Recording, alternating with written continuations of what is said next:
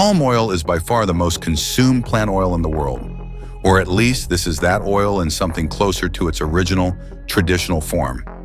The version used today in processed foods, soaps, cosmetics, biofuels, all kinds of things, might look more like this or maybe like this. It can be refined into innumerable forms, but all of them are fats derived from the fruit of the oil palm. This is by far the #1 edible grease in the whole wide world. This and derivatives of this are in probably dozens of products in your home right now, quite possibly on or in your body. Is that a bad thing? Probably, yeah, I think so. At least from an environmental standpoint, though I'm not at all convinced that the alternatives would be much better, unless you think stop guzzling so much grease is an alternative. Probably should be. From humble street food to royal feasts, the journey of your favorite meals is more incredible than you know. This is the history of the dish.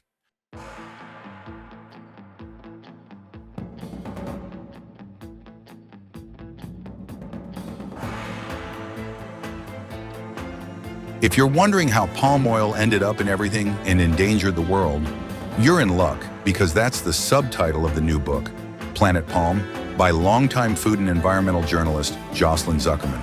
The meat of the fruit gets crushed, and that's where you get the palm oil. And then inside there's a kernel, and you can also crush that, and you get palm kernel oil. So you get two kinds of oil from the fruit. The oil from the kernel is mostly used in cosmetics.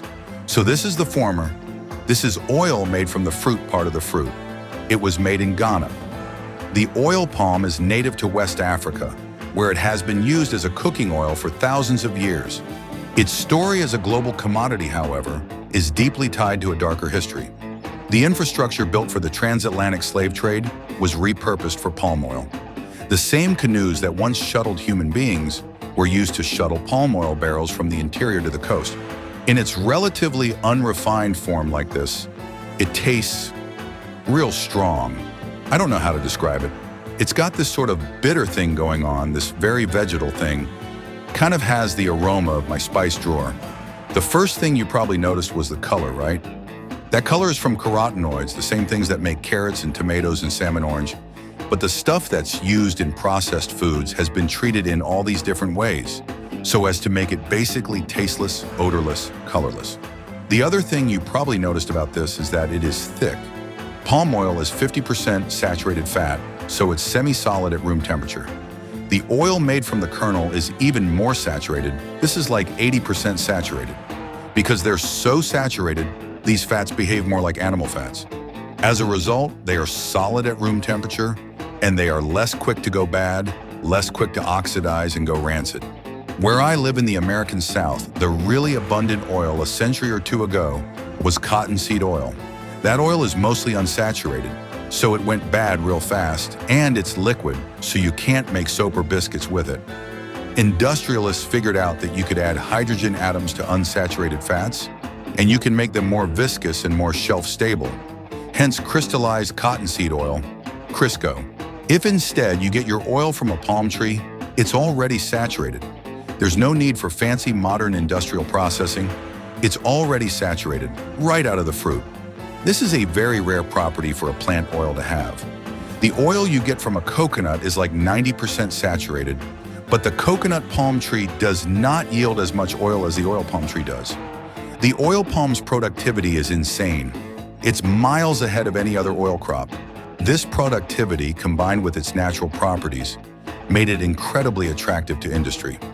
It was used during the Second Industrial Revolution for soaps, as people working in factories needed to get clean, and eventually in margarines. Ah, margarine. Oil-based butter replacements.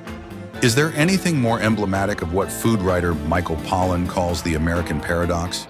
That is, a notably unhealthy people obsessed by the idea of eating healthily. The dubious advent of margarine is a key part of the story. Vegetable oil-based butter replacements could be made with naturally saturated palm oil, or they could be made with unsaturated oils that have been partially hydrogenated. The problem with that, of course, is that it results in trans fats, which medical science now regards as basically the worst kind of fat that you can eat. Indeed, Crisco now is no longer made with trans fats. What's in here instead? Well, a few things, but one of them is palm oil. The big push to eliminate trans fats from processed foods is certainly part of palm oil's meteoric rise, but it's not even close to being the whole story. In her new book, Jocelyn Zuckerman shows how palm oil is popular because, yes, it is naturally well-suited to many commercial applications, and because it is extremely cheap. Part of the reason it's so cheap is because of how productive the oil palm is. But there's another reason. Stolen land, slave labor, a big part of it. The story of the modern palm oil industry begins with the introduction of that African tree into Southeast Asia. Most of today's palm oil comes from Malaysia and Indonesia.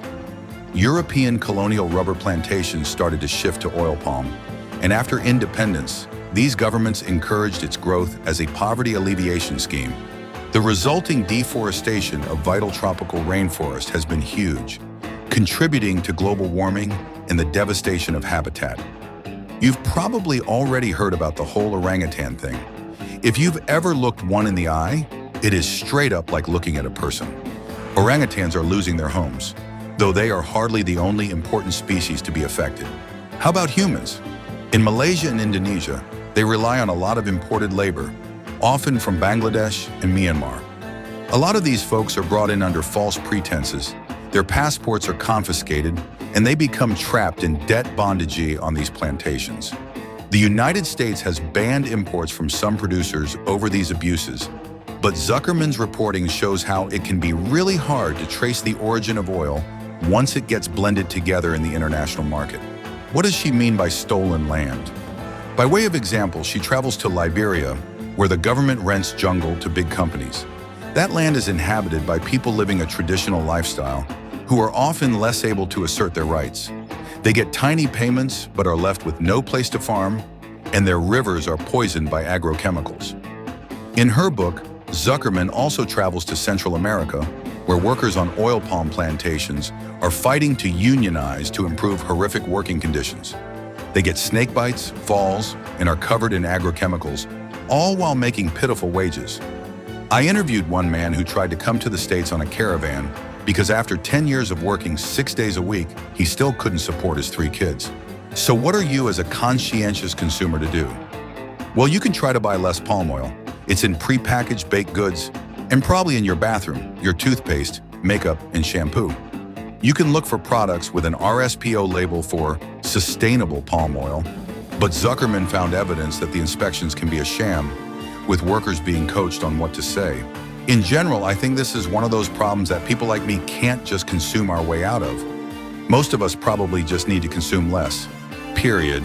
I think it's dumb when we focus our consumption guilt on one product. That's the kind of thinking that leads us to loudly decline a plastic straw on moral grounds while quietly filling up a Hummer with biofuel made from palm oil, except now with some smug moral superiority mixed in. What you do with this information is up to you, but this is what palm oil is. This is how it ended up in everything, and this is why some very smart people are very worried about that. Thank you for watching. Like, subscribe, and click on the next video.